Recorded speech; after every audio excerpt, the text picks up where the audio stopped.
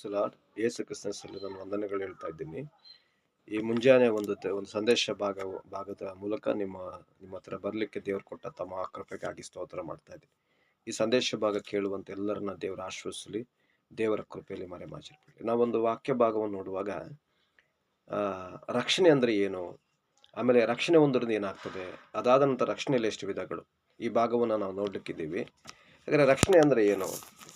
ರಕ್ಷಣೆ ಅಂದರೆ ರೋಮಾಪುರ ಪತ್ರಿಕೆಯಲ್ಲಿ ವಾಕ್ಯ ಹೇಳ್ತದೆ, ಯೇಸು ಕ್ರಿಸ್ತನನ್ನು ಸ್ವಂತ ರಕ್ಷಕನನ್ನಾಗಿ ಅಂಗೀಕರಿಸಿಕೊಳ್ಳುವಂಥದ್ದೇ ರೋಮಾಪುರ ಪತ್ರಿಕೆ 10ನೇ ವಾಕ್ಯದಲ್ಲಿ ಬರೆಯಲ್ಪಡ್ತಾ ಇದೆ. ಅಂದರೆ ರಕ್ಷಣೆ ನಮಗೆ ಉಚಿತವಾಗಿ ಬಂದಿಲ್ಲ. ಭಾಳಷ್ಟು ಜನ ಹೇಳ್ತಾರೆ ನಮಗೆ ರಕ್ಷಣೆ ಉಚಿತವಾಗಿ ಬಂದಿದೆ, ನಾವು ಉಚಿತವಾಗಿ ಹೊಂದಿಕೊಂಡಿದ್ದೀವಿ ಅಂತ ಹೇಳ್ತಾರೆ. ಆದರೆ ರಕ್ಷಣೆ ಉಚಿತ ಅಲ್ಲ. ಯೇಸು ಕ್ರಿಸ್ತನು ತನ್ನ ರಕ್ತವನ್ನು ಶಿಲುಬೆ ಮೇಲೆ ಸುರಿಸಲ್ಪಟ್ಟು ನಮಗೆ ಕ್ರಯವನ್ನು ಕೊಟ್ಟಿದ್ದಾನೆ. ಆ ಕ್ರಯದಿಂದ ನಮ್ಮನ್ನು ರಕ್ಷಣೆಯಲ್ಲಿ ಕೊಂಡುಕೊಂಡಿದ್ದಾನೆ. ಇಲ್ಲಿ ನಾವು 3 ಭಾಗಗಳಾಗಿ ನೋಡ್ತಿದ್ದೀವಿ. ನಾವು ರಕ್ಷಿಸಲ್ಪಟ್ಟಿದ್ದೀವಿ, ರಕ್ಷಣೆ ಹೊಂದಿದ್ದೀವಿ. ಯೇಸುವಿನ ರಕ್ತದ ಮೂಲಕವಾಗಿ ಯೇಸು ಕ್ರಿಸ್ತನ ನಾಮದಲ್ಲಿ ರಕ್ಷಣೆ ಹೊಂದಿದ್ದೀವಿ. ಎರಡನೇದು, ರಕ್ಷಣೆ ಹೊಂದುವುದರಿಂದ ನಮ್ಮ ಲೈಫಲ್ಲಿ ಏನು ಘಟನೆಗಳು, ಏನು ಜಯವು ಉಂಟಾಗುತ್ತೆ ಎಂಬುದಾಗಿ ಆ ಭಾಗಕ್ಕೆ ಬರ್ತಾ ಇದ್ದೀವಿ. ಮೂರನೇದು, ರಕ್ಷಣೆಯಲ್ಲಿ ಎಷ್ಟು ವಿಧಗಳನ್ನು ನೋಡ್ತಾ ಇದ್ದೀವಿ.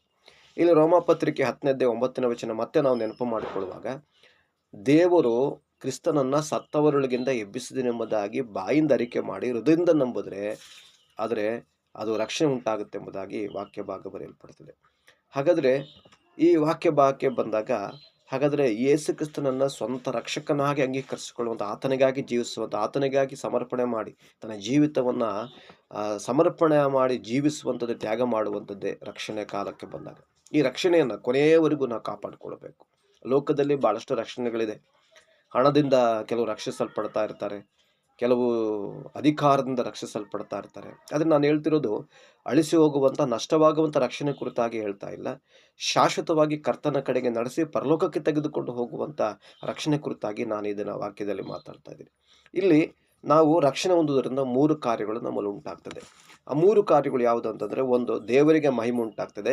2, ಸೈತಾನನಿಗೆ ನಾಚಿಕೆ ಉಂಟಾಗ್ತದೆ, ನಮಗೆ ಜಯ ಉಂಟಾಗ್ತದೆ. ಈ 3 ಕಾರ್ಯಗಳು ರಕ್ಷಣೆ ಹೊಂದಿದ ನಮ್ಮ ಜೀವಿತದಲ್ಲಿ, ವಿಶ್ವಾಸಿ ಜೀವಿತದಲ್ಲಿ, ಸೇವಕರ ಜೀವಿತದಲ್ಲಿ, ಕರ್ತನಿಗಾಗಿ ನಾವು ಪ್ರತ್ಯೇಕಿಸಲ್ಪಟ್ಟು ಜೀವಿಸುವಾಗ ಈ 3 ಕಾರ್ಯಗಳು ಉಂಟಾಗ್ತದೆ. ಅದಾದ ನಂತರ ರಕ್ಷಣೆಯಲ್ಲಿ ನಾವು 3 ರೀತಿಯಾದ ನಾವು ರಕ್ಷಿಸಲ್ಪಡ್ತಾ ಇದ್ದೀವಿ, ವಿಧಗಳು ರಕ್ಷಿಸಲ್ಪಡ್ತಾ ಇದ್ದೀವಿ. ಅಂದರೆ 1, ಭೂತಕಾಲದ ರಕ್ಷಣೆ. ಅಂದರೆ ದೇವರ ತಂದೆಯ ಕಾಲದಲ್ಲಿ ಯೆರೆಮೀಯ ಗ್ರಂಥದಲ್ಲಿ 1:5 ಹೇಳ್ತದೆ, ಆದಿಕಾಂಡ ಪುಸ್ತಕದಲ್ಲಿ ಹೇಳ್ತದೆ, ತಾಯಿಯ ಗರ್ಭದಲ್ಲಿ ರೂಪಿಸಿದ ಮೊದಲೇ ನಮ್ಮನ್ನು ದೇವರು ಅರಿತಿದ್ದಾನೆಂಬುದಾಗಿ ನಾವು ಮೊದಲೇ ದೇವರು ನಮ್ಮನ್ನು ಆಯ್ಕೆ ಮಾಡಿಕೊಂಡಂಥ ಒಂದು ರಕ್ಷಣೆ, ಅದು ಭೂತಕಾಲದ ರಕ್ಷಣೆ. ಎರಡನೇದು ಬಂದ್ಬಿಟ್ಟು ವರ್ತಮಾನದ ಕಾಲದ ರಕ್ಷಣೆ. ವರ್ತಮಾನ ಕಾಲ ಅಂದರೆ ಯೇಸು ಕ್ರಿಸ್ತನ ಶಿಲುಬೆಗೆ ಜಡಿಯಲ್ಪಟ್ಟು ನಮ್ಮ ಪಾಪಗಳ ಅಪರಾಧಗಳನ್ನು ಹೊತ್ತುಕೊಂಡು ನಮಗೆ ರಕ್ಷಣೆ ಕೊಟ್ಟನಲ್ಲ, ಅದು ಯಾವ ರಕ್ಷಣೆ ಅಂತಂದರೆ ವರ್ತಮಾನ ಕಾಲದ ರಕ್ಷಣೆ. ಮೂರನೇದು ಬಂದ್ಬಿಟ್ಟು ಭವಿಷ್ಯತ್ ಕಾಲದ ರಕ್ಷಣೆ. ಭವಿಷ್ಯತ್ ಅಂದರೆ ಈಗ ನಾವೇನು ಪ್ರೆಸೆಂಟ್ ಇದ್ದೀವಲ್ಲ, ಈ ಕಾಲ. ಈ ಪ್ರೆಸೆಂಟ್ ಕಾಲದಲ್ಲಿ ಭವಿಷ್ಯತ್ ಕಾಲ ಅಂತಂದರೆ ನಾವು ಪವಿತ್ರಾತ್ಮದಿಂದ ರಕ್ಷಿಸಲ್ಪಡ್ತಾ ಇದ್ದೀವಿ. ಹಾಗಾದರೆ ಯೇಸು ಕ್ರಿಸ್ತನು ಆತನ ಬರುವಾಗ ಆತನಿಗಾಗಿ ವಿಮೋಚಿಸಲ್ಪಡುವಂಥ ದಿನಗಳಲ್ಲಿ ನಮ್ಮನ್ನು ಪರಲೋಕ ರಾಜ್ಯಕ್ಕೆ ಹೊತ್ತುಕೊಂಡು ಆತನ ರಾಜ್ಯಕ್ಕೆ ನಮ್ಮನ್ನು ಸೇರಿಸೋದು ಯಾರು ಅಂತಂದರೆ ಪವಿತ್ರಾತ್ಮ. ಅದಕ್ಕೋಸ್ಕರ ಈ ಕೊನೆ ದಿನಗಳಲ್ಲಿ ಪವಿತ್ರಾತ್ಮನ ಆಳ್ವಿಕೆ ನಮ್ಮ ಮೇಲಿರುವಾಗ, ಇದು ಭವಿಷ್ಯತ್ ಕಾಲದ ರಕ್ಷಣೆಯಲ್ಲಿ ಏನು ಮಾಡ್ತಿದ್ದೀವಿ, ನಾವು ಮುಂದೆ ಸಾಗ್ತಾ ಇದ್ದೀವಿ. ಅಂದರೆ ಯೇಸು ಕ್ರಿಸ್ತನ ಬರೋಣಕ್ಕಾಗಿ ನಮ್ಮನ್ನು ಸಿದ್ಧಪಡಿಸುವಂಥವನೇ ಪವಿತ್ರಾತ್ಮನ. ಈ 3 ಕಾಲಗಳಲ್ಲಿ ನಾವು ರಕ್ಷಿಸಲ್ಪಟ್ಟಿದ್ದೀವಿ, ನಾವಿದ್ದೀವಿ. ಹಾಗಾದರೆ ನಮಗೆ ವಿಶ್ವಾಸ ಭಾಳ ಪ್ರಾಮುಖ್ಯ. ವಿಶ್ವಾಸಗಳಲ್ಲಿ 2 ವಿಶ್ವಾಸಗಳಿದೆ. ಒಂದು ಸಾಮಾನ್ಯವಾದ ವಿಶ್ವಾಸ, ಮತ್ತೊಂದು ಒಂದು ಫೇತ್ಫುಲ್, ಅಂದರೆ ದಿ ಮೋಸ್ಟ್ ಹೋಲಿ ಫೇತ್ ಅಂತ ಹೇಳ್ತಾರೆ. ಒಂದು ನಾರ್ಮಲ್ ಫೇತ್, ಒಂದು ಸಾಮಾನ್ಯವಾದ ಏನೋ ಜೀವಿಸಬೇಕಲ್ಲ, ರಕ್ಷಣೆ ಹೊಂದಿದ್ದೀವಲ್ಲ, ದೀಕ್ಷಾಸ್ನಾನ ಪಡ್ಕೊಂಡಿದ್ದೀವಲ್ಲ, ಏನೋ ಮಾಡ್ತಿದ್ದೀವಿ, ಏನೋ ಇದೀವಿ ಅನ್ನೋಂಥ ನಾರ್ಮಲ್ ಆಗಿ ನಾವು ಜೀವಿಸುವಂಥ ಒಂದು ಭಾಗ. ಆದರೆ ಮತ್ತೊಂದು ಬಹಳ ಪ್ರಾಮುಖ್ಯವಾದ ಪರಿಶುದ್ಧವಾದ ವಿಶ್ವಾಸ, ದಿ ಮೋಸ್ಟ್ ಹೋಲಿ ಫೇತ್ ಎಂಬುದಾಗಿ ಹೇಳಲ್ಪಡ್ತದೆ. ಈ ಹೋಲಿ ಫೇತ್ ಮಾತ್ರ ಈ ರಕ್ಷಣೆ ಹೊಂದಿದ ನಮ್ಮನ್ನು ಪರಲೋಕ ರಾಜ್ಯದ ಕಡೆಗೆ ನಡೆಸಲಿಕ್ಕೆ ಮಾತ್ರ ಸಾಧ್ಯ. ಸಾಮಾನ್ಯವಾದ ವಿಶ್ವಾಸ ಯಾರು ಬೇಕಾದ್ರೂ ಜೀವಿಸ್ತಾರೆ.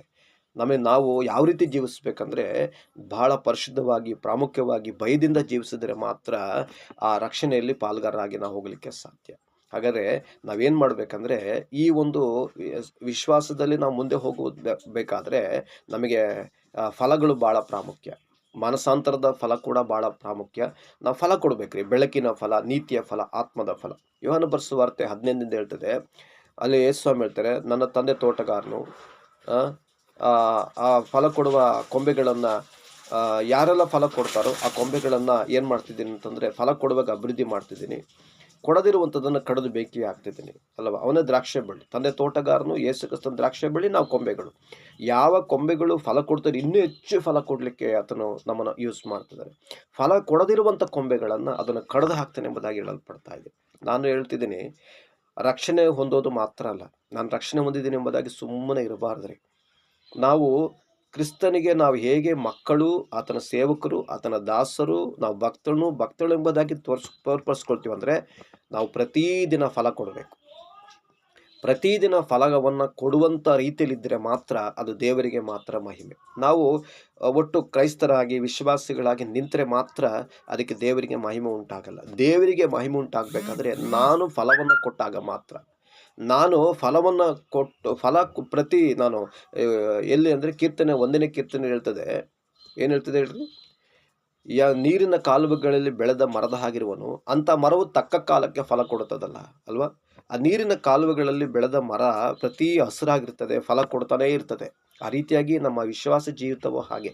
ಅನೇಕ ಸಲ ನಾವು ಫಲ ಕೊಡ್ತಾ ಇದ್ದೀವಿ ಅಂದ್ಕೊಳ್ತಿದ್ದೀವಿ, ಕೆಲವೊಂದು ಸಲ ಫಲ ಕೊಡದ ರೀತಿಯಲ್ಲಿ ನಾವು ಹೋಗ್ತಾ ಇದ್ದೀವಿ. ನಾನು ವಾಕ್ಯ ಭಾಗದಲ್ಲಿ, ಸುವಾರ್ತೆ ಭಾಗದಲ್ಲಿ ನೋಡಿದಾಗ ಅಂಜೂರದ ಮರವನ್ನು ಯೇಸು ಸ್ವಾಮಿ ಶಪಿಸ್ತಾನೆ. ಕಾರಣ ಏನು? ಅದು ದೂರದಿಂದ ನೋಡುವಾಗ ಅದು ಹಣ್ಣುಗಳು ಬಿಟ್ಟ ಹಾಗೆ ಕಾಣ್ತಾ ಇದೆ. ಅದು ಎಲೆಗಳು ಮಾತ್ರ ಹತ್ತಿರ ಬಂದಾಗ ಎಲೆಗಳು ಕಾಣ್ತಾ ಇದೆ. ಆ ದೂರದಿಂದ ನೋಡುವಾಗ ಎಲೆಗಳು ಹಣ್ಣುಗಳ ಥರ ಕಾಣ್ತಾ ಇದೆ. ಅಂದರೆ ಆ ಒಂದು ಮರ ಯಾವ ಕಾಲಕ್ಕೆ ಫಲ ಕೊಡಬೇಕು ಆ ಕಾಲಕ್ಕೆ ಫಲ ಕೊಡ್ತಾ ಇಲ್ಲ, ಯಾವ ಕಾಲಕ್ಕೆ ಫಲ ಕೊಡಬಾರ್ದು ಆ ಕಾಲದಲ್ಲಿ ಫಲ ಕೊಡ್ತಾ ಇತ್ತು. ನಾನು ಹೇಳ್ತಿರೋದು, ನಾವು ಯಾವ ಕಾಲಕ್ಕೆ ಫಲ ಕೊಡಬೇಕು ಆ ಕಾಲಕ್ಕೆ ತಕ್ಕಾಗೆ ಫಲ ಕೊಟ್ಟರೆ ದೇವ್ರು ನಮ್ಮನ್ನು ಕಡಿದು ಹಾಕಿ ತೆಗೆದು ಹಾಕಿ ಅದನ್ನು ನಷ್ಟಪಡಿಸಲ್ಲ. ಯಾವ ಕಾಲಕ್ಕೆ ಫಲ ಕೊಡಬೇಕು ಅದನ್ನು ಕೊಡಬಾರ್ದ ದಿನದಲ್ಲಿ ಕೊಡಬಾರ್ದ ಒಂದು ಇದರಲ್ಲಿ ಫಲ ಕೊಟ್ಟರೆ ಅದನ್ನು ದೇವರು ಒಪ್ಪೋದಿಲ್ಲ. ಇಲ್ಲಿ ಯಾವುದಕ್ಕೆ ಅದು ಸಾದೃಶ್ಯ ಅಂತಂದರೆ, ಲೂಕನ ಸುವಾರ್ತೆಯಲ್ಲಿ ಅಂಜೂರದ ಮರ ಇಸ್ರಾಯೇಲರಿಗೆ ಸಾದೃಶ್ಯ. ಇಸ್ರಾಯೇಲರು ಹಾಗೆ ಕಾಣ್ತಾ ಇದ್ರು, ಮರದ ತುಂಬ ಕಾಣ್ತಾ ಇದ್ರು. ಆ ಥರ ಮರ, ಇಸ್ರಾಯೇಲ್ ಅಂದರೆ ಒಂದು ಮರ, ಒಂದು ಜನಾಂಗ, ಒಂದು ಮರಕ್ಕೆ ಹೋಲಿಸ್ತಾ ಇದ್ದಾರೆ. ಯಾಕೆ ಅಂತಂದರೆ ಆ ಮರ ತುಂಬ ಎಲೆ ಇದೆ. ಎಲೆ ಅಂತಂದರೆ ತುಂಬಿಕೊಂಡಿದೆ, ಅದರ ಫಲ ಕಾಣ್ತಾ ಇಲ್ಲ. ದೂರದಿಂದ ನೋಡುವಾಗ ಅದು ಮಾತ್ರ ಹೇಗೆ ಕಾಣ್ತಾ ಇದೆ ಅಂತಂದರೆ ಅದು ಫಲ ಥರ ಕಾಣ್ತಾ ಇದೆ. ಹತ್ತಿರ ಬಂದು ನೋಡಿದಾಗ ಫಲ ಇಲ್ಲ. ಹಾಗಾಗಿ ನಾವು ಯಾರನ್ನಾದರೂ ಕೂಡ ಲೋಕದಲ್ಲಿ ಏನಾದರೂ ಮಾಡ್ಬೋದು, ಆದರೆ ದೇವರನ್ನು ಕೂಡ ನಾವು ಮೋಸ ಮಾಡಲಿಕ್ಕಾಗಲ್ಲ. ನಾವು ಫಲ ಕೊಡ್ತಾ ಇದ್ದೀವಿ ಅನ್ನೋವಂಥದ್ದು ಹೇಳುವಂಥದ್ದಲ್ಲ.